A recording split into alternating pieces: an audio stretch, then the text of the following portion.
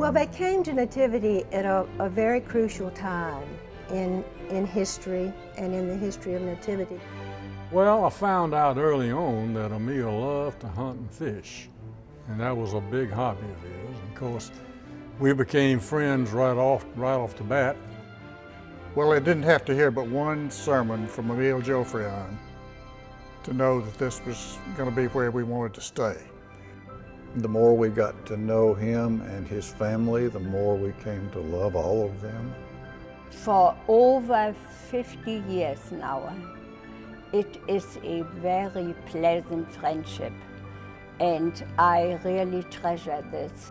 I think I've heard the angels sing because I've heard them sing the first song of Isaiah together over the years, and their voices blend so beautifully, and it really is like hearing the angels sing.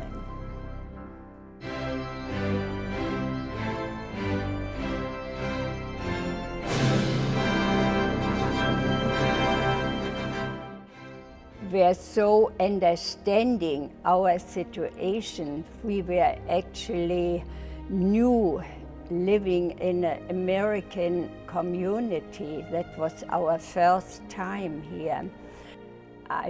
Our third child was born in '56 to be baptized, and we waited for the new rector to come, and he didn't come that year. So she outgrew her baptism dress, and we had to have a priest from Sewanee, but finally the new rector arrived in 1957.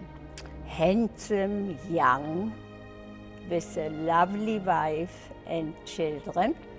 Well, I found out early on that Emile loved to hunt and fish, and that was a big hobby of his. And of course, we became friends right off the bat. I'm a hunter and a fisher also. The hunting trips that Jack, my husband, took with Emile down to South Alabama to Hamna Cobb's hunting lodge down there. One time with Werner Van Braun, Ellery May. I mean, there were wonderful times that they had together. And it was a big event for Greensboro with Dr. Von Braun flying in to the Greensboro International Airport. So we're down there to hunt deer. That was the primary reason. Well, we go way back with the Joffrions, have a long history. They came to Nativity in 1957, and Martha was pregnant with Peter, and I was pregnant with Susan. So we have a long history. The families have been very close all those years. We lived across the street from each other for over 20 years on McClung Avenue. There have been so many parties across the street, neighborhood parties. There've just been so many things, anniversaries, birthdays, so many celebrations. And the children's lives have been so intertwined because the younger children, Peter and David, are closer to my children's ages. So they've been friends and are still very close friends. So it's been a wonderful journey that we've had with all the Joffrions. Well, we came back into Huntsville in 1961 and didn't exactly know where we were going to go to church. My wife had been to church in Tuscaloosa, to the Episcopal church down there when she was in school. So she said, let's go to the Episcopal church. Well, I didn't have to hear but one sermon from Emile Joffrion to know that this was going to be where we wanted to stay. We started visiting churches being newlyweds and coming from different faith backgrounds. We were looking for a church, and we visited with a friend and felt very welcome at Nativity, and felt like there was a very warm faith family here. And of course, Emile's leadership was what made that possible. My children, because of their ages, don't know of another priest. An Episcopal priest is Emile Joffrion. That was, they grew up with it. It's part of their DNA almost. Our son was born, and then Laura Beth after that, and both kids were baptized here. Grew up in the church as acolytes, and were confirmed here also, so that was very much part of their lives growing up. When William was about 9 years old, he was hit in the eye with a golf club by a little neighbor boy and was in the emergency room. And suddenly, Martha and Emile appeared in all their finery. She was in a long dress and he was in his suit. They appeared at our sides in the emergency room to be there to see about our son and to comfort us.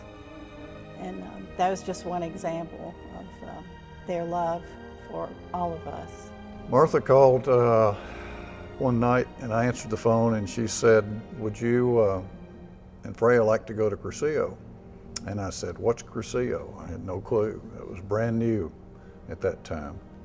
They went to Louisiana for the training and then came and did the first Cursillo for Alabama, and were very strong supporters all through the years and still are. And they were our sponsors to go to Cursillo. We went to Cursillo number 4, and they were also on staff at that time. So that was really a good opportunity to get to know her better and enjoy her music that she shared with us as a part of that. Bishop Stow took Emile and several other priests from this diocese over to Mississippi, and they went to Cursillo number 1 or 2. And when Emile got back from that, he started putting together some ideas about, well, now who can he send from Nativity to Cursillo. And so Mayor Francis and I went to Cursillo number 3.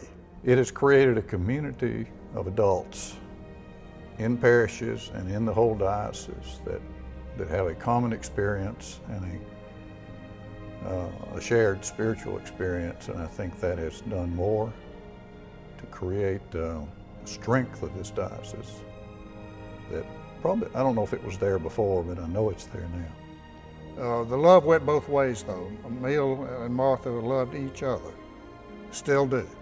And it's just as obvious today as it was in 1961 when I blew into town.